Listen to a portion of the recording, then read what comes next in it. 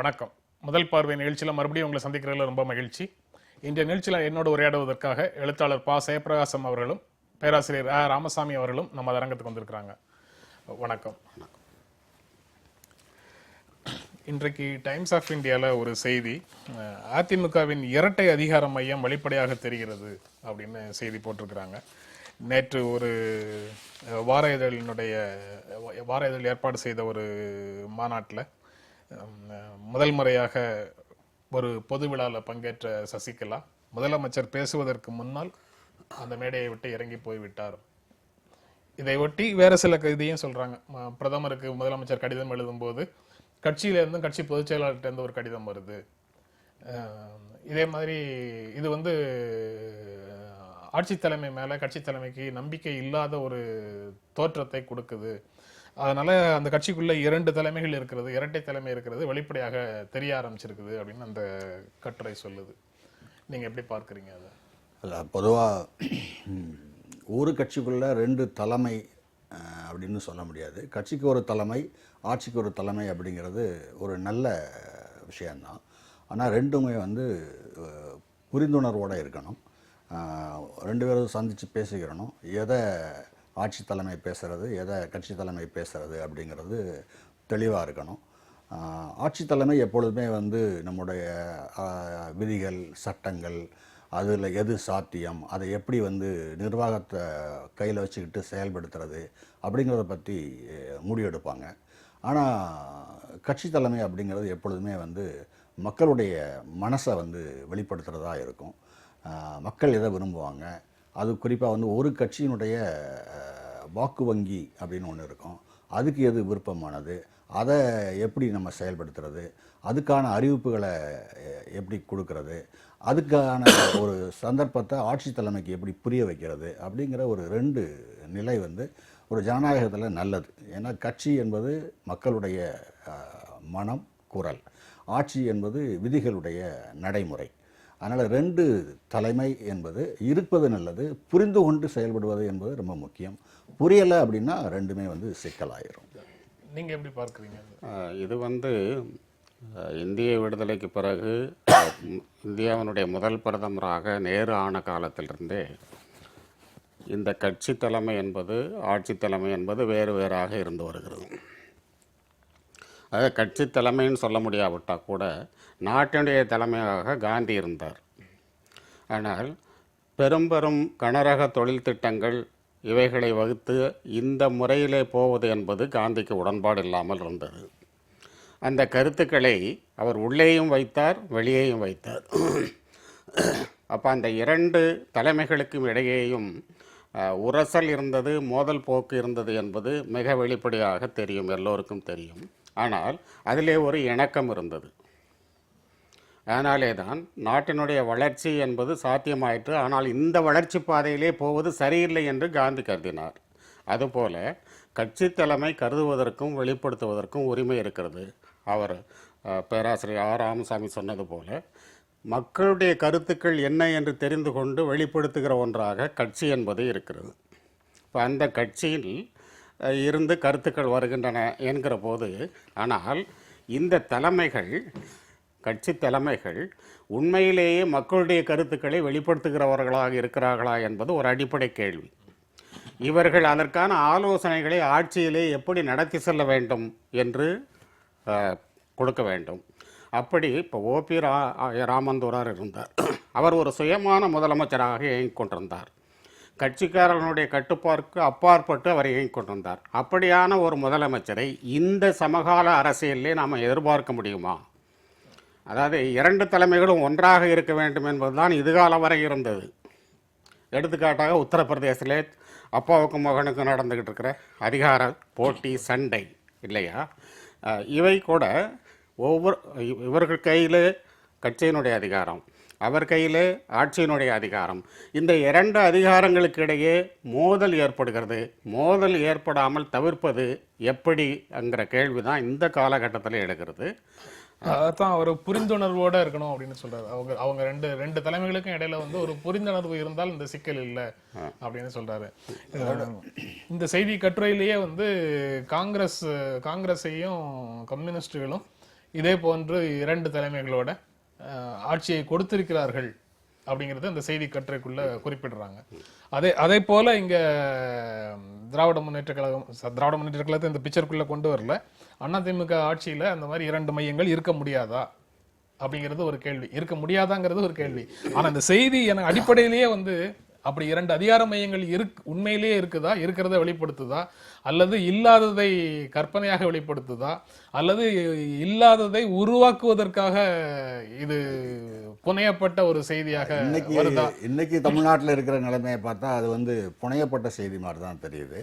அப்படி 2 தலைமை இருக்கிறதும் அது புரிந்துணர்வோடு நடக்கிறதும் ரொம்ப நல்லது. ஆனால் தமிழ்நாட்டில் இன்றைக்கி இருக்கிற ஆளுங்கட்சிக்குள்ள ஒரு கட்சி தலைமை ஒன்று, நிர்வாக தலைமை ஒன்றுன்னு வேற வேற இருக்கிறதாக சொல்லப்படுவது என்பது புனைந்து உருவாக்கப்படுவது. நான் அப்படி தான் அதை பார்க்குறேன். அப்படி நான் பார்க்கல. ஏன்னா முதலமைச்சர் பேசுவது என்பது, முதலமைச்சருக்காக கட்சி தலைமை இருப்பது என்பது அவருக்கு அந்த பதவி கொடுக்கப்படுகிற ஒரு மரியாதை இல்லையா? அதை செய்திருக்க வேண்டும். அதே போல் தமிழ்நாட்டினுடைய கட்டமைப்புக்கு 15 கோடி ரூபாய் திட்டம் நாங்கள் தீட்டியிருக்கிறோம் என்று அந்த இதில் வந்து முதலமைச்சர் அறிவிக்கிறார்.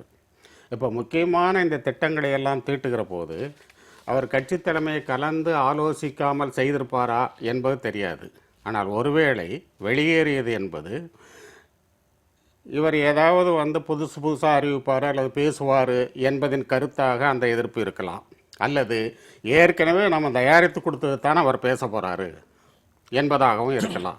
ஆனாலும் ஒரு முதலமைச்சருங்கிற பதவி கொடுக்கப்பட வேண்டிய மரியாதை கொடுக்கப்பட்டதா என்பதுதான் கேள்வி. அது ஏற்கனவே கட்சி அலுவலகத்தில் தொடர்ந்து சில நாட்களாக நிர்வாகிகளை பொதுச் செயலாளர் சந்தித்து வருகிறார் அப்படிங்கிறது செய்திகளாக வந்துட்டு இருக்கு. அதே போல நேற்றும் நிர்வாகிகளை அவர் சந்திக்க போறாரு. அதற்கு இடையில இந்த புதிதாக ஒப்புக்கொண்ட இந்த நிகழ்வுக்கு மட்டும் வந்துட்டு போறாரு. அது அவருடைய முதல் பொது விழா பங்கேற்பு அப்படிங்கிறத பார்க்கலாம். அது முடிஞ்சதுக்கு அப்புறம் அவர் ஏற்கனவே உண்டான அப்பாயின்மெண்ட் படி நிர்வாகிகளை சந்திக்க போறாரு அப்படின்னு அதற்கு ஒரு காரணம் இருக்கு. அது கட்சி தரப்புல இருந்து சொல்லக்கூடிய காரணங்கள் அப்படிதான் இருக்குது. ஆனா அப்படி ஒரு காரணம் இருக்கா இல்லையாங்கிறத இந்த செய்தி கட்டுரை ஆய்வு செய்ததாக தெரியல. இது முதல் வரியிலேயே வந்து ஒரு முடிந்த முடிவோட தொடங்குது. அது 2 அதிகார மையங்கள் இருக்கு, அது வெளிப்படையாக தெரியுது அப்படின்னு சொல்லி அந்த இதோட வருது. நிர்வாக தலைமை வந்து எப்பயுமே கட்சி தலைமை விட்டு விலகி இருந்த மாதிரி நமக்கு இதுவரைக்குமான எந்த அடையாளமும் இல்லை. கட்சி தலைமையுடைய ஆலோசனைக்குள்ள எப்பொழுதுமே அது வந்து இணைந்து செயல்படுற மாதிரி தான் இதுவரைக்கும் நம்ம செய்திகளில் பார்த்துக்கிட்டே இருக்கோம். ஆனால் இந்த மாதிரியான யூகமான அடிப்படையில் செய்தி கட்டைகள் அமைகிறதுங்கிறத நான் நினைக்கிறேன். ஆமாம், இது ஒரு அதாவது தமிழக அரசியல் வரலாற்றில், குறிப்பாக தமிழக அரசியல் வரலாற்றில் பார்த்தோம்னு சொன்னால் கட்சி தலைமையும் ஆட்சி தலைமை என்பதும் வேறு வேறாக எந்த காலத்திலும் இருந்ததில்லை. அதாவது வேறு ஒருவர் வந்து பொதுச் செயலாளராக வச்சுட்டு முதலமைச்சராக எம்ஜிஆர் இருந்திருக்கிறாரு. ஆனா அப்போ வந்து அதை இரட்டை அதிகார மையமாக தமிழ்நாடு ஊடகங்களோ அல்லது மக்களோ கருதல. அந்த தலைமை அவர் கையில இருந்ததுன்னு தான் இருந்தான். ஒருத்தர் கையிலானே இருக்கு 2 தலைமையும். இல்ல, கட்சியினுடைய பொதுச் செயலாளர் அப்படிங்கிற பொறுப்பை வந்து இன்னொருவரோட பகிர்ந்து இன்னொருத்தர் கையில கொடுக்கிறாரு. ஆனா அதை இரட்டை அதிகார மையமாக கருதல.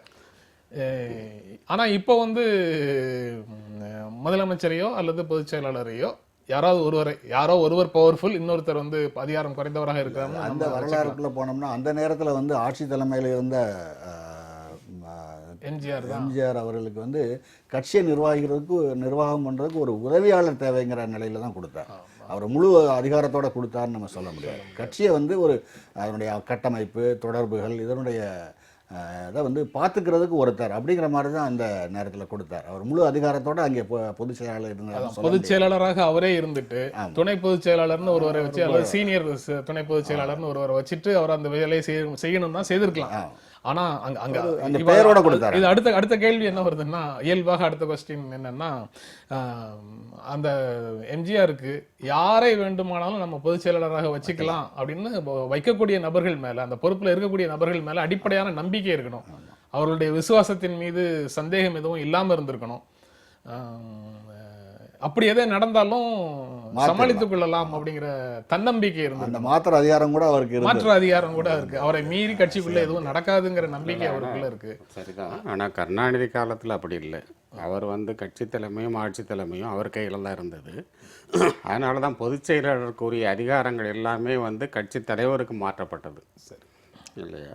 அப்போ அவரே எல்லாவற்றையும் தன் கையிலே வைத்து கொள்ள வேண்டும். அந்த அதிகாரம், கட்சி அதிகாரம் ஆட்சி அதிகாரம் இரண்டையுமே வைத்து கொள்ள வேண்டும் என்று நினைத்தார். இதுதான் தமிழக அரசனுடைய பாரம்பரியமாக. ஜெயலலிதாவும் அதுக்கு விதிவிலக்கு இல்லை இல்லையா? ஆனால் இப்போ இது என்னன்னு சொன்னால், இது ஒரு சர்வாதிகாரத்துக்கு இட்டு செல்லுங்கிற மாதிரி நான் பார்க்குறேன். நான் சோவியத் ஆட்சி மலர்ந்த போது அந்த ஆட்சி கட்சி கீழ்மட்டத்தில் இருப்பவர்களுடைய கருத்துக்கள் என்ன என்பதை கட்சியும் தலைமையை ஏற்றுக்கொள்ளலை, ஆட்சி தலைமையை ஏற்றுக்கொள்ளலை. அப்போ இதிலிருந்து முரண்பட்டு ஸ்டாலின் தனக்கான ஒரு சர்வாதிகாரத்தை, ஆட்சியை அப்படி நிறுவிக்கொண்டார் அப்படிங்கிறது தான் அவர் மேலே இருக்கிற விமர்சனம். ஆக கீழ்மட்டத்தில் இருப்பவருடைய கருத்துக்களை உண்மையிலே கட்சி வெளிப்படுத்துகிறதா அப்படிங்கிற கேள்வியும் இருக்குது. ஆட்சி வெளிப்படுத்துறதுங்கிறது ரெண்டாம் பட்சம். ஆனால் எந்த அரசியல் கட்சியும் இன்றைக்கு கீழே இருக்கிற மக்களுடைய பிரச்சனையை வெளிப்படுத்துகிறதா? இப்போ இதிலிருந்து கிடைக்கிற சில சிதறல்கள் இது அப்படின்னு நான் பார்க்குறேன். தமிழ்நாட்டில் ஒரு கட்சியினுடைய, அதாவது எந்த குரலுமே மக்களுடைய குரல்னு இப்போ இல்லை. அந்தந்த கட்சியினுடைய அடிமட்ட தொண்டர்கள் என்ன நினைப்பாங்க அப்படிங்கிறதுக்கான ஒரு குரலாகத்தான் கட்சியினுடைய குரல் இப்பொழுது வெளிப்படும். அப்போ கட்சி தொண்டர்களுக்கும் மக்களுக்கும் இடையில ஒரு இடைவெளி இருக்கு. அது எந்த அடிப்படையில் நீங்க அந்த விஷயத்த இல்லை, இன்னைக்கு தமிழ்நாட்டில் நீங்க தேர்தல் நடைமுறையை நம்ம பார்க்கும்போது இதை தான் நம்ம ஒரு தத்துவத்தில் தத்துவவியல் ஆட்கள் பின்னவீனத்துவ நிலைன்னு சொல்றாங்க. ஒன்னோட ஒன்று உறவு கொள்ளாது, அது தனித்தனியாக இயங்கிக்கிட்டே இருக்கும். ஏற்கனவே இந்தியாவில் ஜாதிகள் தனித்தனியாக இயங்கிக்கிட்டே இருக்குது. ஒரே மதத்துக்குள்ளே இருந்தால் கூட ஜாதிகள் தனித்தனியாக இயங்கிக்கிட்டே இருக்குது. அதே மாதிரி ஜனநாயகத்தில் நீங்கள் கட்சிகள் எல்லாம் இணைந்து தான் செயல்படணும் அப்படின்னா கூட கட்சிகள் தனித்தனியாக செயல்படக்கூடிய ஒரு கட்டமாக இன்றைக்கி மாறிடுச்சு. எல்லா கட்சிகளும் தனித்தனியாக தான் செயல்பட்டு இருக்கு. அந்த கட்சிகளுடைய தலைமை என்பது அந்த கட்சியினுடைய உறுப்பினர்களுக்கு ஒரு பதில் சொல்லக்கூடிய ஒன்றாக மட்டும்தான் இருக்காங்க ஒழிய எல்லா பொதுமக்களுக்கும் தங்களுடைய ஒரு பொறுப்பு இருக்க நிலையில் இல்லை. அந்த பொறுப்பை பேசுகிற ஒரு தளத்தை கூட அவங்க இதுவரைக்கும் உருவாக்கலை. அவங்க தங்களுடைய கட்சிக்காரங்களோட பேசுகிறாங்க. அந்த கருத்தை ஒரு கூட்டணி வைக்கிற போது கூட எங்கள் கட்சிக்காரங்க இப்படி நினைப்பாங்க, எங்கள் கட்சிக்கு இத்தனை பங்கு வேணும், அப்படி தான் கேட்குறாங்களே ஒழிய இது மக்களுக்கான பிரச்சனை, மக்களை பற்றின பிரச்சனையை பேசுகிற ஒரு கூட்டமைப்பு அப்படிங்கிற பேச்சுவார்த்தைகள் கூட கடந்த ஒரு 10 வருஷமாக இல்லை. அந்த அடிப்படையில் தான் நான் இதை சொல்கிறேன். கட்சியினுடைய கிளைகள் மக்களோட சந்திப்பை ஒரு கூட்டமாக நடத்தி அதிலிருந்து அவங்க கிட்ட இருந்து கருத்துக்களை பெற்று கட்சியை மேலெடுத்து அங்கேயும் நடைமுறை வேணும்னு சொல்றீங்களா? அது வேணும், ஆனா அங்கேயும் இப்ப அப்படி இல்லை. அடிமட்டத்தில் இருக்கிற கட்சிக்காரங்க என்னுடைய கட்சிக்கு அல்லது என்னுடைய தலைமையை ஏற்றுக்கொண்ட இந்த மனிதர் எனக்கு வாக்களிப்பார் என்பதை தீர்மானமாக தெரிந்து கொண்டு அவர்களோடு மட்டும்தான் தொடர்பு கொள்றாங்க. அதுதான் இன்னைக்கு இந்திய தேர்தலுடைய பெரிய சிக்கலாக மாறிப்போச்சு. எல்லாரையும் தொடர்பு கொள்வதுங்கிறது இல்லாமல் இவர் எனக்கு வாக்களிப்பார் அல்லது என்னுடைய கட்சிக்கு வாக்களிப்பார், இவரை நான் தொடர்ந்து பார்த்து கொண்டே இருக்க வேண்டும், அவருக்கு எது தேவையோ அதை நான் செய்து தர வேண்டும் என்கிற ஒரு நிலைக்கு மாறினதுனால தான் ஒரு கிராமத்தினுடைய அல்லது தெருவினுடைய பொதுவான வேலைகள் செய்யப்படாமல் தனிநபர்களுக்கான வேலைகள் மட்டுமே செய்யப்படுது. பெரிய சிக்கல் கூட ஐயா, கட்சியினுடைய கருத்து என்பது கூட உருவாக்கப்பட்ட கருத்து தான். கீழே இருந்து வருவது கூட அவர் சொன்ன மாதிரி ஒரு சார்பில் இருந்து தான் வருது. இவங்க அதுக்காக மக்களை கூட்டி உடனே மக்கள்கிட்ட பேசி என்னென்ன பிரச்சனைகள் இருக்குதுலாம் தெரிஞ்சுக்கிற வேண்டியதில்லை. அடிமட்டத்தில் இருப்பவர்களுக்கு நேரடியாக அந்த வாழ்க்கையில் இருக்கிறவர்கள் அவர்கள் அந்த பிரச்சனைகளை தரிசிக்கிறார்கள். அவைகளை உண்மையாக உள்வாங்கி உண்மையாக இவர்கள் மேலிடத்திற்கு கொண்டு போக வேண்டும். அப்படி இல்லை, இவர்கள் தங்களுக்கு என்ன ஒரு கருத்தை உருவாக்கி ரொம்ப முக்கியமான வரியாக இருக்கு. உண்மையாக உள்வாங்கி உண்மையாக வெளிப்படுத்தணும் அப்படின்னா அதற்கு ஒரு அரசியல் புரிதல் அவசியமாகுது இருக்கணும். ஆனா அந்த அரசியல் புரிதலை கட்சிகள் இல்லைங்கிறது தான் உண்மையாகவே அப்போ கட்சிகளே என்னவா இருக்குன்னா அதிகார மையங்களாக தான் இருக்கு. அதாவது அதிகார மையங்கள்னா நான் கட்சியினுடைய அமைப்பு முறையை சொல்லலை, அதில் இல்லாத ஜனநாயகத்தை சொல்லலை. ஆனால் கட்சி என்பதே எல்லா அரசியல் கட்சிகளுமே அதிகாரத்தை நோக்கியதாக இருக்கிறது. அப்போ கீழே இருக்கிற தொண்டர்கள் அல்லது அதுக்கு மேலே இருக்கிற அந்த அமைப்பு அந்த அமைப்பு அந்த அமைப்பு அப்படின்னு வர்றபோது இவர்கள் எல்லாருமே இந்த வட்டம் முழுவதுமே இந்த அதிகாரத்திலிருந்து எவ்வளவு எடுத்துக்கொள்ளலாம் என்பதற்கான ஒன்றாகத்தான் இருக்கு. அதனால் இவங்க வந்து உண்மையாகவே வந்து மக்களுடைய கருத்துக்களை பிரதிபலிப்பவர்கள் அல்ல. எவ்வளவு எடுத்துக்கொள்ளலாம் அப்படின்னு கட்சிகள் பார்க்குதுன்னு பாஜக பிரகாசம் சொல்றாருல்ல, நம்ம அந்த மாதிரி கட்சிகளுடைய பிரதிநிதித்துவத்தை, அதிகாரத்துல கட்சிகளுடைய பிரதிநிதித்துவத்தை தான் அதிகார பகிர்தல்னு ஒரு சொல்லோட நம்ம புரிஞ்சுக்கிட்டு இருக்கிறோம். அப்ப அதுலயே சிக்கல் இருக்கா? ஆமாம், அது இல்லை. நீங்கள் கட்சி வந்து அதிகாரத்தை பங்கெடுக்கிறது, பங்கு போடுறது அப்படிங்கிறது இன்னும் கொஞ்சம் நகர்த்தி போனோம்னா பொதுத்துறையில் கட்சிகள் தங்களுடைய பங்கு எடுத்துக்கிறது. ஏன்னா பொதுத்துறைங்கிறது எல்லாருக்குமாக இருக்குது. ஆனால் ஒரு கட்சி ஆட்சிக்கு வர்ற போது அந்த கட்சி அந்த பொதுத்துறையில் எங்களுக்கான பங்கு எடுத்துக்கிட்டு அதை அப்படியே கட்சியினுடைய பகுதியாக மாற்றுது. நீங்கள் அந்த நிர்வாகங்களில் பங்கு பெறவங்க கூட அதிகாரத்தை அப்படி தான் பங்கு போடுறாங்க. அது எல்லாருக்குமாக பங்கு போடுற அந்த நிலை வந்து மாறிப்போச்சு. இன்றைய நாளிதழிலே இன்னொரு செய்தி, இதே போலவே இன்னொரு செய்தி,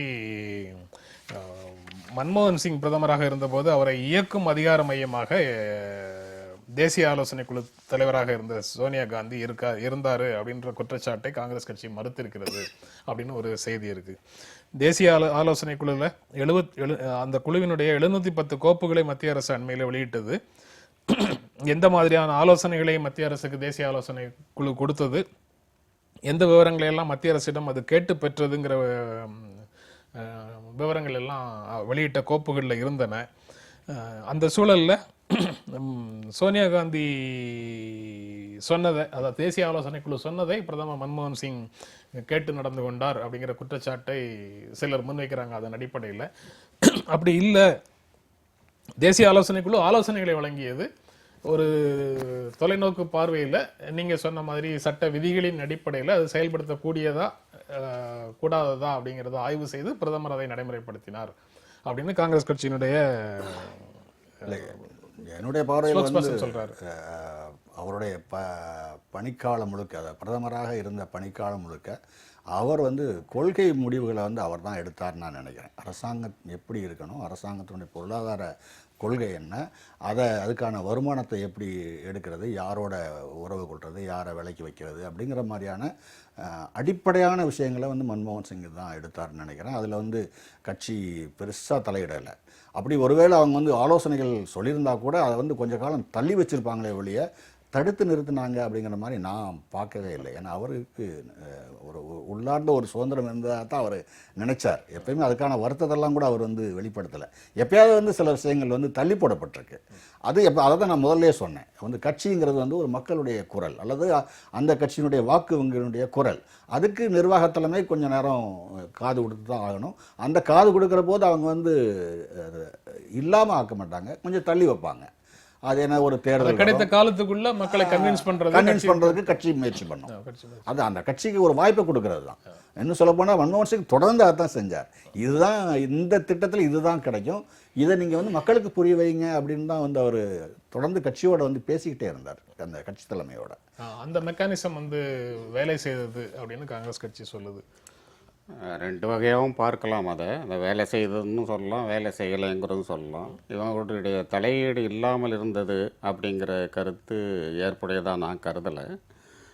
ஏனென்றால் கட்சி தலைமை என்பது, அதுவும் அகில இந்திய அளவிலான கட்சி தலைமை என்பது மிகவும் அதிகார பலமுடையது. அப்படிங்கிற போது இதனுடைய சொல்லை வந்து அவர் மீறி, ஆனால் 2 பேருக்கும் ஒத்த கருத்து இருந்தது.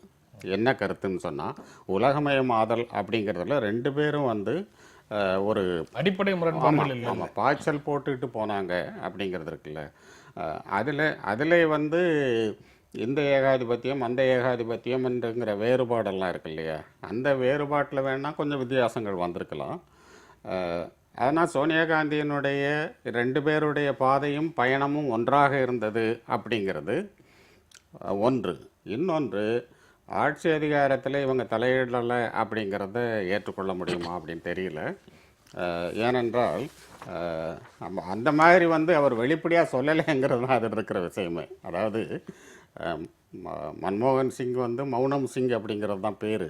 அவர் வெளிப்படையாக வந்து தனக்கு வர்ற இடையூறுகள், ஆனால் பின்னாடி தான் சொல்கிறாரு, எது கூட்டணி கட்சிகள் இந்த மாதிரியான செய்வதற்கு காரணம் அப்படிங்கிற போது கூட்டணி கட்சிகளுக்கு பின்னணியாக இருக்கிறவங்க யார் அப்படிங்கிறதெல்லாம் கூட வெளிப்படுத்த வேண்டிய கட்டம் வருது. அப்படி வர்றபோது கட்சி தலைமையினுடைய பின்னணியில் தான் அவர் செயல்பட்டிருக்காரு அப்படிங்கிறது வெளிப்படுது. அரசியல் அதிகாரத்தில் இல்லாத போது தான் அதை வெளிப்படுத்துறது. அது உங்களுக்கு சாதாரணமாக தான் இப்போ இன்றைக்கும் கூட அதுதான் நடைமுறையில் இருக்கிறது. மோடி பேசுகிறாருன்னா, மோடி அரசு செயல்படுகிறதுனா மோடி அரசாக செயல்படுகிறது, மோடியாக பேசுகிறார் இல்லை. ஒரு பக்கம் உலகமயமாக்கம், இன்னொரு பக்கம் ஆர்எஸ்எஸ் இல்லையா. பொது சிவில் சட்டம்ங்கிறதே இன்றைக்கு ஒரு இதாக முன்னெடுக்கப்படுதுன்னு சொன்னால் அதுக்கு பின்னணியில் இருக்கிறது என்ன இருக்குது இல்லையா.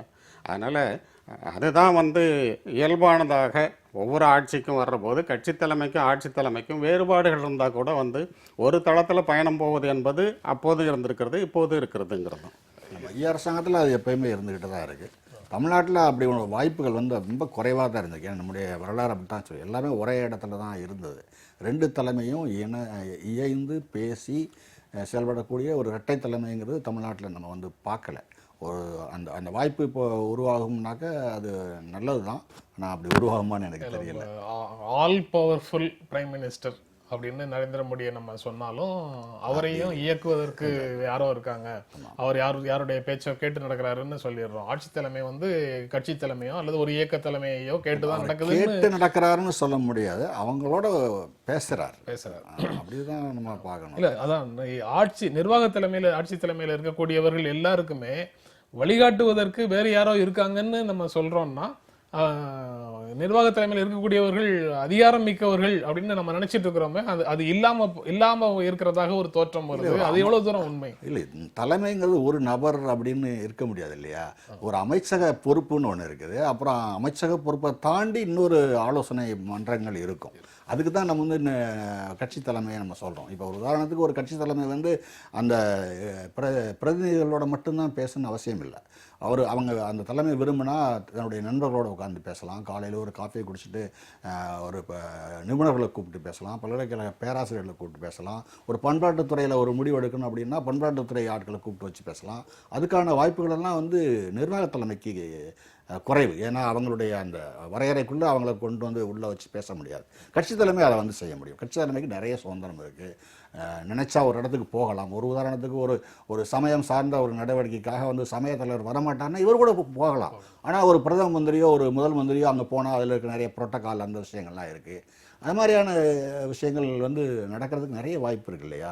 அந்த ஆலோசனைகள் தானே நம்முடைய பழைய முறையில் அதைத்தான் அமைச்சு அப்படின்னு சொல்லியிருக்காங்க. அமைச்சுங்கிறது ஒருத்தர் இல்லை, நிறைய பேர். இப்போ நமக்கு திரும்ப திரும்ப நம்ம அரசர்கள் காலத்து மாதிரி பிரதமரையோ முதல் முதலையோ ஒருவராக மட்டுமே பார்க்குறோம். நம்ம அவங்களுக்கு பின்னாடி ஒரு பெரிய அமைச்சகம் இருக்குது, ஆலோசனை மன்றங்கள் இருக்குது. அதை தாண்டி வெளியே இருக்கிற ஒரு ஆலோசனை மன்றங்களுடைய உதவியை நாடுறது அப்படிங்கிறதோட ஜனநாயகத்தில் ரொம்ப நல்ல விஷயம் அது. நம்ம தொடர்ந்து பேசலாம் ஒரு இடைவேளைக்கு பிறகு.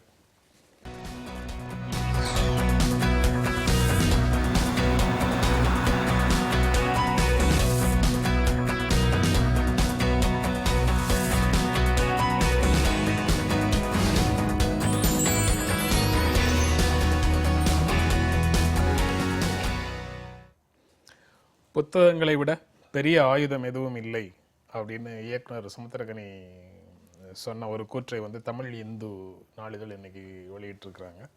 அவருடைய கருத்துக்களையும் போட்டிருக்கிறாங்க. புத்தகங்களை விட பெரிய ஆயுதம் எதுவும் இல்லை அப்படின்னு சொல்லி அந்த தலைப்பு இருக்கு.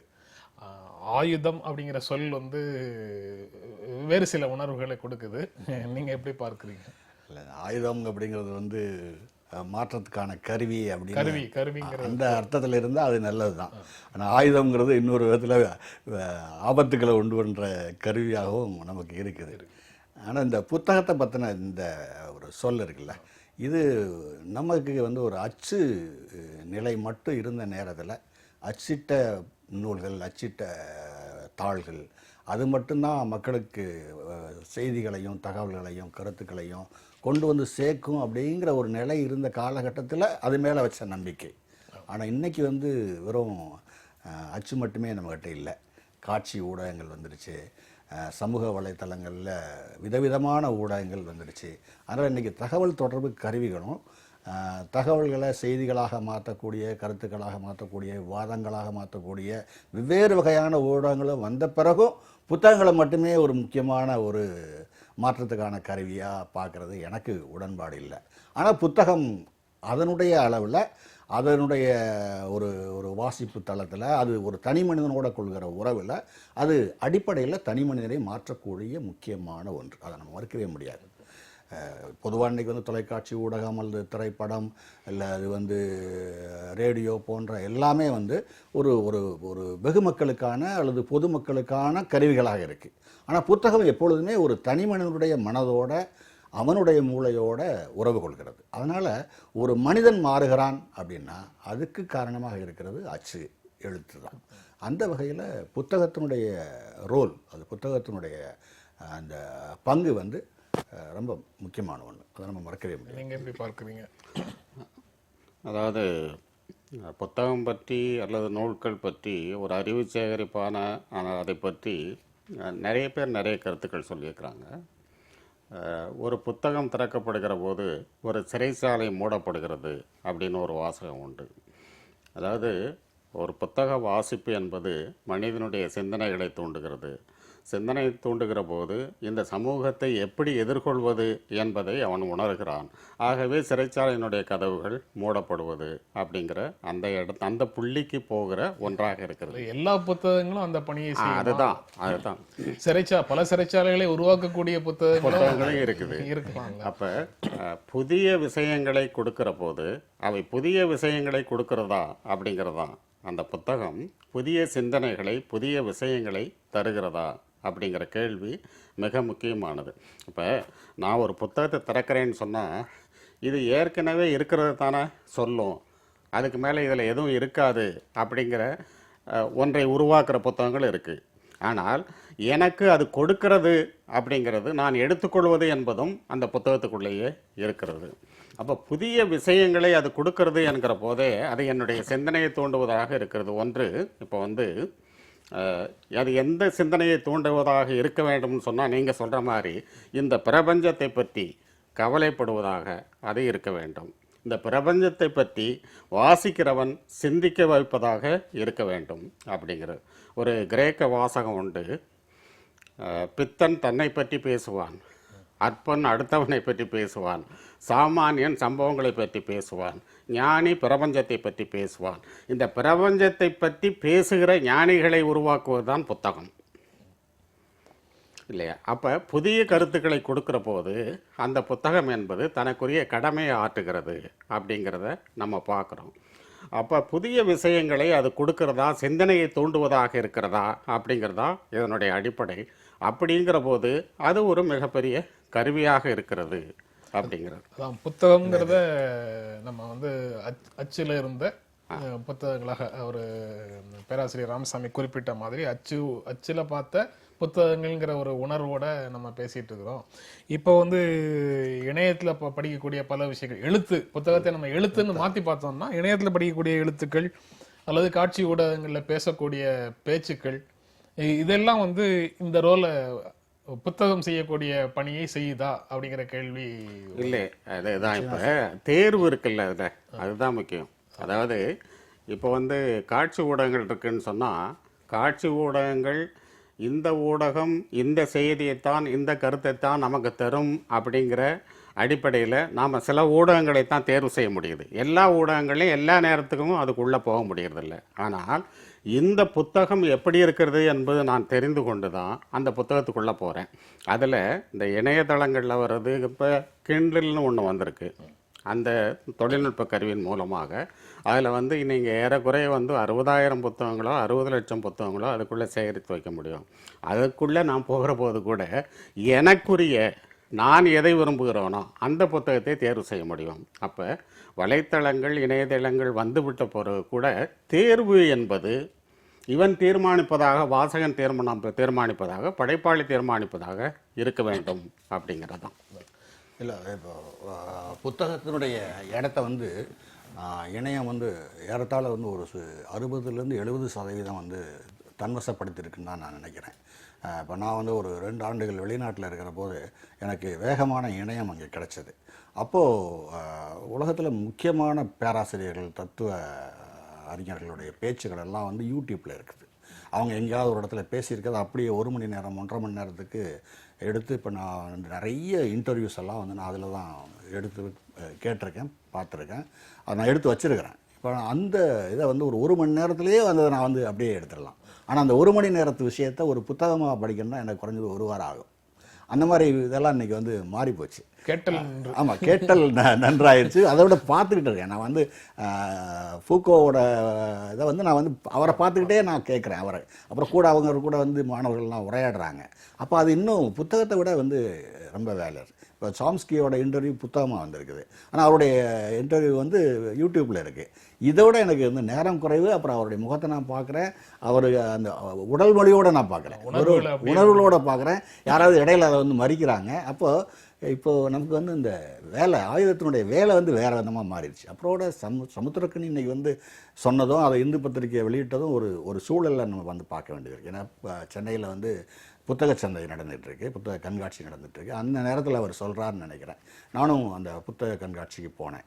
அங்கே போனப்போ தமிழ் புத்தகங்கள் அப்படிங்கிறது வந்து திரும்ப திரும்ப தமிழில் புத்தகம் முன்னாடி வந்து சொல்லுவாங்க, தமிழுங்கிறது வந்து ஒரு பக்தி காலத்தில் வந்து ஒரு பக்தியினுடைய மொழி அப்படின்னு வந்து சொன்னாங்க. அது எவ்வளோ தூரம் சொல்ல முடியாது. இன்றைக்கி வந்து நான் நிகழ்காலத்தில் தமிழ் அப்படிங்கிறது ஏதோ கதை அல்லது கவிதை அந்த மாதிரி இலக்கியத்தினுடைய மொழியாக மட்டுமே மாறிக்கிட்டு இருக்கோ அப்படின்னு இருக்குது. நான் வந்து ஒரு இலக்கிய பேராசிரியன் தான், அதில் எனக்கு சந்தோஷம்தான். ஆனால் அதை தாண்டி தமிழ் மொழி அப்படிங்கிறது பல துறைகளையும் வெளிப்படுத்தக்கூடிய ஒரு மொழியாக இருக்கணும். இதுக்குள்ளே வந்து சட்டம் வரணும், மருத்துவம் வரணும், சூழலியல் வரணும், எல்லா விதமான அறிவுத்துறைகளும் தமிழில் வரணும். அந்த வாய்ப்பு வந்து ரொம்ப குறைஞ்சிக்கிட்டே இருக்கும்னு பார்க்குறேன். ஏதாவது 700 கடைகள் வந்துருந்துச்சு. எல்லா கடைகள்லையும் போனாக்க வந்து அங்கே வந்து கதைகள் தான் இருக்குது, நாடகம் இருக்குது, கவிதை இருக்குது, அதிகமாக அதான் இருக்குது. இல்லைன்னா சிறுவர் நூல்கள் இருக்குது, இல்லைன்னா சமையல் நூல்கள் இருக்குது. ஆனால் அறிவுத்துறை சார்ந்த தமிழ் நூல்கள் மிக மிக குறைவு. கொஞ்சம் அரசியல் இருக்குது. சமையல் வந்து அறிவுத்துறை சார்ந்ததுன்னு நீங்கள் ஏற்க மாட்டீங்களா? அது சரி, அது வந்து ஒரு செய்முறை தானே. தொழில் கல்வி நீங்கள் வேணால் சொல்லிக்கிறலாம் அதை. ஆனால் தொழில் கல்வியிலேயே நீங்கள் அந்த ப்ரொஃபஷனல் கோர்ஸ்க்கான புத்தகங்களே வந்து தமிழில் இல்லை. அப்போது தமிழ் மொழியை இவ்வளவு புத்தக சந்தை 40 வருஷமாக நடந்துக்கிட்டே இருக்குது. ஆனால் தமிழ் மொழியே நீங்கள் வந்து ஒரு இலக்கியத்தினுடைய மொழியாக வந்து மாற்றிக்கிட்டே இருக்குமோ அப்படின்னு. இதற்கு நேர்மாறான கருத்துக்களை சில இலக்கியவாதிகள் முன்வைக்கிறாங்க.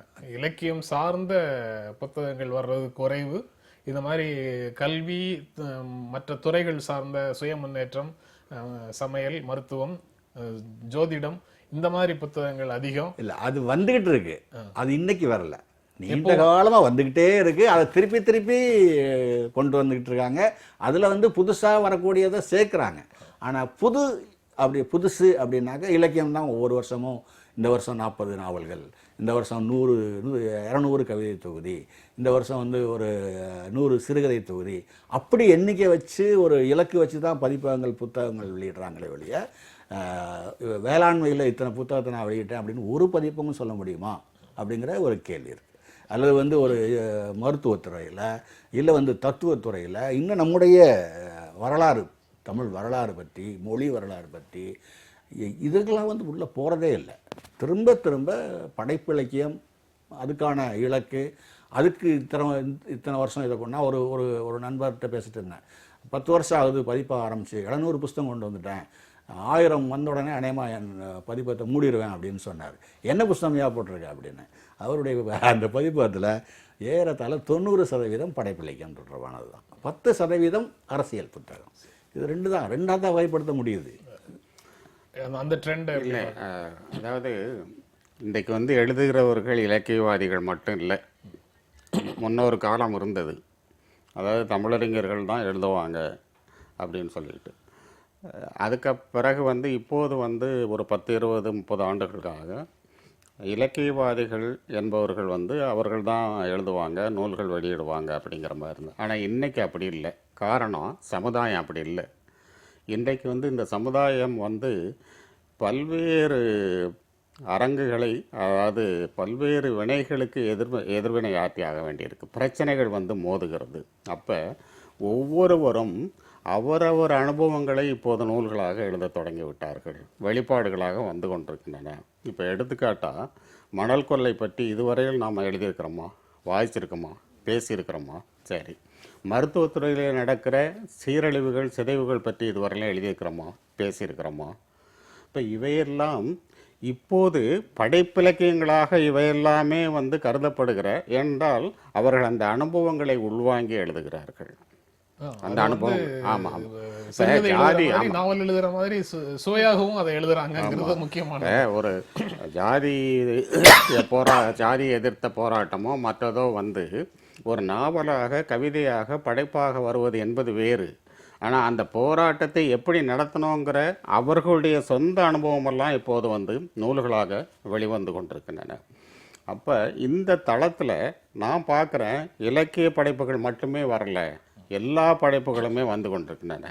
ஆனால் இந்த இலக்கிய பிரம்மாக்கள் அப்படிங்கிறவங்க உருவாக்குறது தான் இங்கே வந்து பெருசு அப்படிங்கிற மாதிரியான ஒரு கருத்தாக்கம் ஒரு பொதுவாக பொது புத்தியில் நிலவி கொண்டிருக்கிறது அப்படிங்கிறது.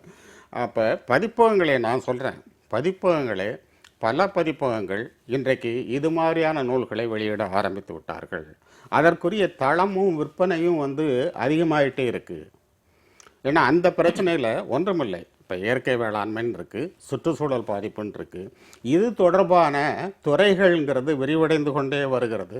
அதற்கான போராட்டங்கள் விரிவடைகிறது, அதுக்கான நூல்கள் வருது, அதுக்கான மேகசின்ஸ் வருது இல்லையா? இப்படி பல்துறை சார்ந்தும் இன்றைக்கு நூல்கள் வர ஆரம்பித்து விட்டுனாங்கிறத நாம் கணக்கில் கொள்ளணும். இல்லை, அந்த அவருடைய அந்த அந்த வரியில் புத்தகம் ஆயுதம் அது ரெண்டு விஷயத்தை வந்து வெளிப்படுத்துது. புத்தகங்கிறது ஒரு கருத்து அல்லது சிந்தனை தளம், ஆயுதங்கிறது செயல்பாட்டு தளம். தமிழ் மொழியில் சிந்தனை தளம் சார்ந்த நூல்கள் அதிகமாக வருதா, செயல்பாட்டை ஊக்குவிக்கக்கூடிய நூல்கள் அதிகமாக வருதா அப்படின்னு பார்த்தோம்னா, நண்பர் ஜெயபிரகாஷ் சொன்ன அந்த புத்தகங்கள் வருது. அது எதை நோக்கி வருதுன்னாக்க செயல்பாட்டு தளத்தை ஊக்குவிக்கக்கூடிய அல்லது அதை அதிகப்படுத்தக்கூடிய நிலையில் அந்த மாதிரியான நூல்கள் வருது. அதுக்கு இணையாக சிந்தனை தமிழர்களுடைய சிந்தனை வளத்தை யோசிக்க வைக்கக்கூடிய திறனை மேம்படுத்தக்கூடிய நூல்கள் குறைவாக வருதுங்கிறது தான் நான் முதல்ல சொன்னதுடைய கருத்து. சிந்தனை தளத்தில் வரக்கூடிய நூல்களும் சிந்தனைக்கு பிறகு அடுத்தாப்புல செயல்பாடு வேணும். அந்த செயல்பாடை நிதானமான செயல்பாடை ஆக்குறதுக்காக சிந்தனை தளத்தில் நூல்கள் வரணும். ஏன்னா உடனடியாக செயல்பாடு அதை ஊக்குவிக்கிறது எப்பொழுதுமே ஆபத்தாக முடியும். என்ன வகையான செயல்பாட்டுக்குள்ளே போவாங்க அப்படின்னு சொல்ல முடியாது. அதனால் இப்போ நிறைய விஷயங்கள் செயல்பாட்டை நோக்கின நூல்களில் வர்ற போது உடனடியாக ஆக்ஷன் போயிடுவாங்க. ஆக்ஷன் இன்டலெக்சுவல் அப்படிங்கிற அந்த விஷயம் வந்து ரொம்ப யோசிக்க வேண்டிய ஒரு விஷயம். அதாவது புத்தகத்தோட தொடர்படுத்தி யோசிக்க வேண்டிய விஷயம் அது. இதில் இலக்கியம் சிறந்த இலக்கியங்கள்னு சொல்லி வரக்கூடிய நூல்களை படிக்கிறது மட்டும்தான் ஆரோக்கியமானது. மற்றபடி சமையல், மருத்துவம், சுய முன்னேற்றம் இந்த மாதிரியான நான் ஃபிக்ஷன் படிக்கிறது வந்து ஒரு மதிப்பில்லாதது அப்படிங்கிற மாதிரி ஒரு பீடத்திலிருந்து பார்க்கிற இலக்கியவாதிகளுடைய பார்வையை நீங்கள் எப்படி பார்க்குறீங்க? இல்லை, அதாவது நீங்கள் இப்போ சொல்கிற இந்த புத்தகங்கள்லாம் வந்து ஒவ்வொரு புத்தகத்துக்கும் ஒரு பயன்பாடு இருக்குது. இப்போ நீங்கள் வந்து சமையல் குறிப்போ ஆயுதம்ங்கிறதுக்கு பதிலாக நம்ம கருவிங்கிறத கருவினோம்னா அது அது அது அந்த வேலையை செய்வதற்கான ஒரு அடிப்படை அறிவை தரக்கூடிய கருவிகள். அது யாருக்கு வேணுமோ அவங்க கட்டாயம் படிக்க தான் செய்வாங்க. ஆனால் பொதுவான வாசிப்பு, மூளை, சிந்தனை அப்படின்னு வர்றபோது இதெல்லாம் வந்து அதை வந்து ஒரு ரெண்டாம் நிலையாக தான் பார்க்குறோம். ஆனால் ஒரு மனுஷனுக்கு வந்து அவன் சிந்திக்கணும், இந்த பிரபஞ்சத்தை புரிஞ்சுக்கிறணும், இந்த சமூகத்தோட உறவு கொள்ளணும், தனி மனிதனோட நான் எப்படி உறவு கொள்ளணும், அவனை எப்படி நான் மதிக்கணும், அல்லது நான் இருக்கக்கூடிய வெளியில் என்னுடைய நிலை என்ன அப்படிங்கிறத பற்றின ஒரு அறிவு அல்லது செயல்பாட்டுக்கான விஷயம் தரக்கூடியது வந்து படைப்பு தான் இருக்க முடியும், படைப்பு இலக்கியங்களாகவும் இருக்க முடியும், அது சார்ந்த அறிவுத்துறை சார்ந்த நூல்களாகவும் இருக்க முடியும். படைப்பு இலக்கியங்கிறது கதை, கவிதை அந்த லெவலில், நாடகம் இந்த லெவலில் தானா? சிறந்த கட்டுரைகள் வந்து படைப்பு இலக்கியமாக கருதப்படாதா அப்படிங்கிற கேள்வி வருது அடுத்தாப்புல. இல்லை, படைப்பு இலக்கியம்ங்கிறது என்ன செய்யுதுன்னு சொன்னால் அது வந்து சிந்தனையை தூண்டுவதாகத்தான் இருக்கிறது. அது என்னன்னு சொன்னால் மனித உறவுகள் இருக்கிறது இல்லை. படைப்பிலக்கியங்கள் எதை பற்றி சிந்திக்க வைக்கிறதுன்னு சொன்னால் மனித உறவுகளை பற்றி சிந்திக்க வைக்கிறது அப்படிங்கிறது இருக்குது.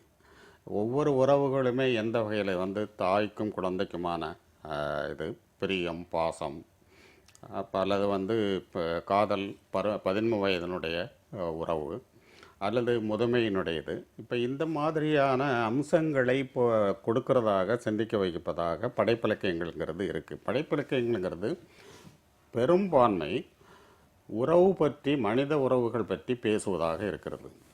ஆனால் படைப்பிலக்கியங்களுக்கு அப்பால் இருக்கிற மற்றவை, மற்றமை என்பது மிக முக்கியத்துவம் வாய்ந்த இடத்தை அடைஞ்சிருக்கு. ஒரு எடுத்துக்காட்டு, இப்போ வந்து இப்போ சமையல் தொடர்பான புத்தகங்கள் வருது. இப்போ சமையலில் கூட வந்து எது எப்படி செய்யணும் அப்படிங்கிறது அல்ல முக்கியம். மாற்று உணவு, மாற்று மருத்துவம் அப்படிங்கிற, அதாவது மருந்தே உணவு அப்படிங்கிற கருத்து வந்து இன்றைக்கு உருவாக ஆரம்பிச்சிருச்சு. உணவே மருந்து. ஆமாம், உணவே மருந்து அப்படிங்கிற மாதிரி வர ஆரம்பிச்சிருச்சு. அதுக்கடுத்து இன்னும் சில பேர் இப்போ செந்தமிழன் நான் எழுதுகிற மாதிரியான கட்டுரைகள்லாம் இருக்குல்ல, இது நம்ம இயற்கையை நாம் எவ்வாறு பயன்படுத்துகிறோம், எந்த மாதிரி இருக்குது அப்படிங்கிற சிந்தனையை தூண்டுவதாக இருக்கிறது. அப்போ இதுவும் வந்து சிந்திப்புக்கான ஒன்று தான். அது மனித உறவுகளை பற்றி சிந்திக்க வைக்கிறது.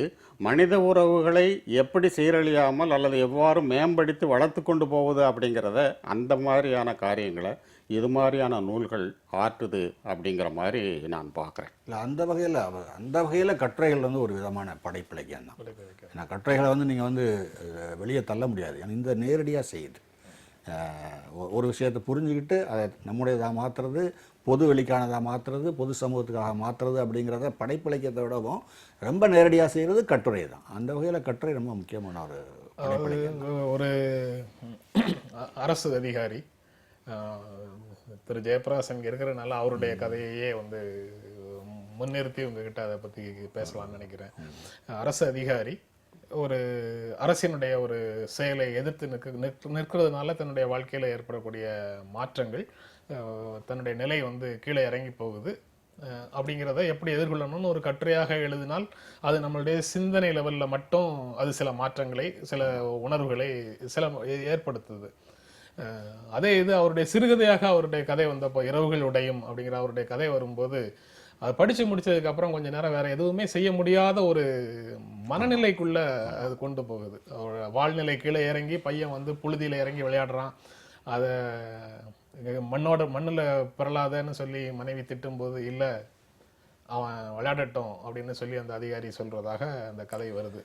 அப்போ அது அந்த போக்கில் படிச்சு முடிச்சதுக்கு அப்புறம் வேறு ஒரு உணர்வை கொடுக்குது அந்த கதை. அப்போ அந்த வடிவம், எந்த வடிவத்தை தேர்வு செய்யறோங்கிறது ஒரு வடிவத்தை வந்து எழுத்தாளர் தேர்வு செய்யறதுக்கு 2 காரணம் இருக்கு. இப்போ நீங்க சொன்னது ஒரு ரொம்ப ஆழமான காரணம்.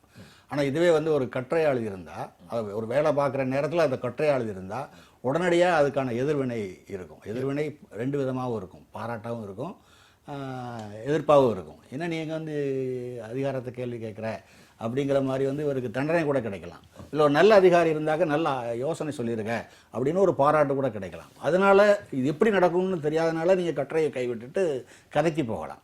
கதை வந்து வாசிக்கிறவங்களை உடனடி விளைவுகளை உண்டாக்குறத விட தொடர்ந்து உண்டாக்கும். அந்த கதையை தன்னுடைய மகனுக்கு சொல்லலாம், பேரனுக்கு சொல்லலாம். நான் வந்து என்னுடைய பேரனுக்கு வந்து முன்னாடி ராமாயணம் மகாபாரதமெல்லாம் சொல்லிக்கிட்டு இருந்தேன். இப்போ அவனுக்கு சொல்லக்கூடிய கதைகள்லாம் தீர்ந்து போன பிறகு புதுமை பித்தன் கதைகள்லாம் வந்து இந்த மாதிரி மாற்றி மாற்றி சொல்லிக்கிட்டே இருக்கேன். ஏன்னா இப்படி இது அதுக்குள்ளே இருக்குது, சொல்கிறதுக்கான விஷயம் இருக்குது. ஏன்னா கதையாக இருந்தால் தான் சொல்கிறதுக்கான விஷயமா இருக்கும். கட்டுரையாக இருந்தால் அதை நம்ம சொல்ல முடியாது. நீங்க உங்களுடைய இன்னொரு சிறுகதைன்னு எனக்கு நினைவுல உடனடியாக பாதிச்சது வந்து இந்த 6 நரகங்களா 5 நரகங்கள். அதாவது புறநகர்ல இருந்து சென்னைக்கு வேலைக்கு வந்துட்டு போற, 5 நாட்கள் சென்னையில இருந்துட்டு ஒரே ஒரு நாள் விடுமுறை நாள்ல வார இறுதியில மட்டும் வீட்டுக்கு வந்துட்டு போற ஒரு அரசு ஊழியருடைய துன்பத்தை பற்றிய கதை. இதுவும் வந்து பல விதங்கள்ல இதை கட்டுரையாக அந்த அனுபவங்களை சொல்ல முடியும். ஆனா கதையாக வரும்போது அது வேறொரு தளத்துக்கு உணர்வுகளை கொண்டு போகுது. இல்லை, இந்த உடனடி இது வந்து கட்டுரைக்கு மட்டும் இல்லை, இப்போ சில நேரங்களில் வந்து கவிதை கூட. இப்போ நான் ஒரு சமீபத்தில் வந்து மனுஷபுத்திரன் அப்பப்போ வந்து கவிதைகள் எழுதுகிறார். அந்த கவிதைகள் வந்து உடனடியாக வந்து நம்ம பார்த்த புயல் அல்லது பார்த்த மழை அல்லது ஒரு விபத்து அல்லது வந்து ஒரு பெரும் கூட்டத்தை பாதிக்கிற விஷயத்தெல்லாம் வந்து ஒரு கவிதைங்கிற வடிவத்துக்குள்ளே கொண்டு வராரு. அது ஒரு கட்டுரை ஏற்படுத்தக்கூடிய அதே பாதிப்பை வந்து உண்டாக்குது.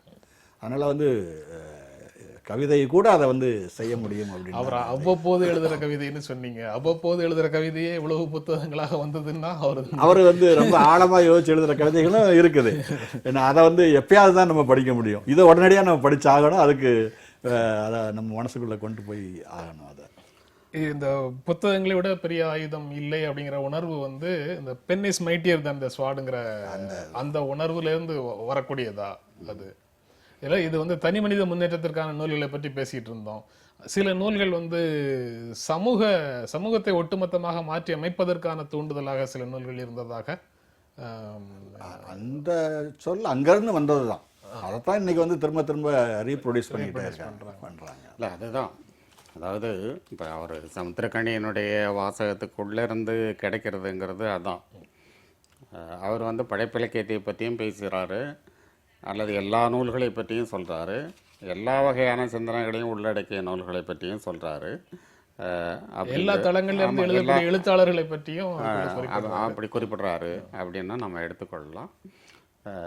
அது வந்து சமுதாய மாற்றத்திற்கான ஒன்றாக இருக்கிறது. இப்போ எழுத்துங்கிறத பற்றி நம்ம பொதுவாக பேசுகிற போது, எழுத்து என்பது என்னவாக இருக்க வேண்டும்ங்கிற போது அது சமுதாய மாற்றத்திற்கான கருவியாக இருக்க வேண்டும். அதாவது சமுதாய வாழ்வை மேம்படுத்துவதாக இருக்க வேண்டும், ஒரு அங்கலமாவது உயர்த்துவதாக இருக்க வேண்டும் அப்படின்னு சொல்கிறோம் இல்லையா? அந்த மாதிரியான உயர்த்துவதற்கான சிந்தனை கூறுகளை அல்லது வந்து படைப்பு ஆற்றல்களை கொண்டதாக அந்த நூல் இருக்கிறது இருக்க வேண்டும் அப்படிங்கிறது தான் அவருடைய கருதுகோளில் வெளிப்படுது. இப்போ அந்த அடிப்படையில் பார்க்குற போது, ஆனால் நீங்கள் சொல்கிற மாதிரி என்னென்னா, இப்போ வந்து நிறைய வந்து செய்தி கட்டுரைகள், செய்தி கவிதைகள் இப்படியெல்லாம் வந்துக்கிட்டு இருக்கிற போது, ஆனால் அப்போ அப்படி பார்த்தோம்னா அது வந்து என்னமோ ஒரு இலக்கிய தரம், இலக்கிய தளம் இது பற்றி பேசுவ ஒன்றாக மாறி போய்விடும் அப்படிங்கிற அந்த கருத்து இருக்குது. அதனால் வந்து பொதுவாக வந்து ஒரு நூல் என்பது என்ன பணியை செய்ய வேண்டும் அப்படிங்கிறது இருக்குல்ல, அதை வந்து அவருடைய வாசகம் கோடிட்டு காட்டுகிறதுன்னு பார்க்குறேன். புத்தகத்தை சொன்ன அவர் வந்து சினிமா துறையில் இருக்கார். இது அப்படியே ஒரு சினிமாவுக்கு ஒரு பொருத்தி நல்ல ஒரு சினிமா ஒரு பெரும் ஆயுதமாக இருக்க முடியும்னு அவர் யோசிச்சாருன்னா, சிறிய சிறிய ஆயுதங்களை அவரும் அதை செஞ்ச இன்னும் ரொம்ப நல்லா செஞ்சுட்டு இருக்காரு. இன்னும் அதை இந்த புத்தகத்துக்கு சொன்ன அந்த வாசகத்தை அப்படியே சினிமாவை கொண்டு போனாருன்னா ரொம்ப பெரிய விளைவுகள். இல்லைன்னா நீங்கள் பாருங்க, இப்போ இல்லைன்னா அதை ஒரு அரசியல் வாசகமாக மாற்றி அந்த அரசியலுக்காக வந்து திரைப்படங்களை முழுமையான சுதந்திரம் கொடுத்தாச்சுன்னா நான் திராவிட நாடு வாங்கிடுவேன் அப்படின்னு சொல்ல முடியுமா? நிகழ்ச்சி நிறைவு செய்கிற இடத்துல இருக்கிறோம். சமூகத்தை ஒரு அங்குலமாவது உயர்த்தக்கூடிய எழுத்துக்கள் அப்படின்னு சொல்றாரு. அது சமூகத்தை உயர்த்துதா பின்னோக்கி இழுக்குதா அப்படிங்கிறதை எழுத்தாளர்கள் தீர்மானிக்க முடியுமா? இல்லை, எது முன்னோக்கி நகர்த்துறது, எது பின்னோக்கி இழுப்பது அப்படிங்கிறத யார் தீர்மானிக்கிறது? இன்னைக்கு வந்து இது எழுத்தாளர்கள் கையில் இருக்கிற மாதிரி எனக்கு தோணலை. இது எல்லாமே வாசகர் கையில் தான் இருக்குது. வாசகன் எழுத்திலிருந்து எதை எடுத்துக்கிறான், அவன் தன்னை முன்னோக்கி நகர்த்தணுங்கிறதுக்கான விஷயத்த எடுத்துக்கிறானா, அல்லது வந்து இருக்கிறத எப்படி இருக்கிற மாதிரியே இருக்கணும், இருக்கிறத விட நான் வேற ஒரு கூட்டத்தில் தன்னை அடையாளப்படுத்திக்கிறணும், அதுக்கான கருத்துக்கள் இங்கே இருக்குது அப்படிங்கிறதும் இன்றைக்கி நடந்துக்கிட்டே இருக்குது. புத்தக வாசிப்பின் மூலமாக கூட அப்படி நடந்துக்கிட்டே இருக்குது.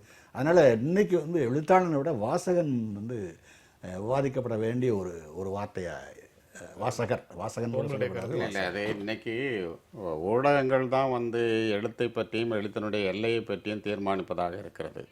இப்போ நான் வந்து எழுதுகிற ஒரு கருத்து மிக சுயமானதாக, சுதந்திரமானதாக அப்படியெல்லாம் இருக்கும்னு சொல்ல முடியாது. அதுக்கும் வந்து ஒரு வரையறை, எல்லையை வந்து ஊடகங்கள் தீர்மானிக்குது. அதுபோல் வந்து இந்த கதை வேண்டாம், வேற எழுதுங்க அப்படின்னு சொல்லி திருப்பி அனுப்பிய அனுபவங்கள்லாம் கூட எனக்கு ஏற்பட்டிருக்கு. அதனால் வந்து இன்றைக்கு வந்து எழுத்தாளனுடைய படைப்புகள், வெளிப்பாடுகள் இவையெல்லாம் வருதுன்னா கூட நூலாக வர்றதுங்கிறது பதிப்பகத்தினுடைய விருப்பத்தை பொறுத்தது. ஆனால் இன்றைக்கு வர்றது எழுத்தாளன் ஒரு சமரசம் செய்து கொள்ளுகிற இடத்தில் இருக்கிற போது தான் எழுத்துக்கள் வெளியே வருகிறது அப்படிங்கிற மாதிரி நான் பார்க்குறேன். அப்படி சமரசம் செய்யக்கூடிய இடத்துல இருந்து எழுத்துக்கள் எழுதி அது வெளியில் வந்ததற்கு பிறகும் அந்த வெளியில வந்த எழுத்துக்களுடைய எழுத்தாளருக்கும் வாசகனுக்கும் இடையில உள்ள உறவாக அது முடிஞ்சு போச்சுன்னா நல்லது. அதை தாண்டி வேறு சில சக்திகள் கையில எது படிக்கப்பட வேண்டும் எது படிக்கப்படக்கூடாதுங்கிற நிலைமைக்கு போச்சுன்னா அது இன்னும் ஆபத்தான நிலையை நோக்கி போகுது. அந்த ஆபத்து நிறைய வந்துகிட்டே இருக்கு. இந்த நிகழ்ச்சியில பங்கேற்று உங்களுடைய கருத்துக்களை பகிர்ந்து கொண்டதற்கு எங்கள் நெஞ்சார்ந்த நன்றி. மீண்டும் சந்திப்போம். நன்றி, வணக்கம்.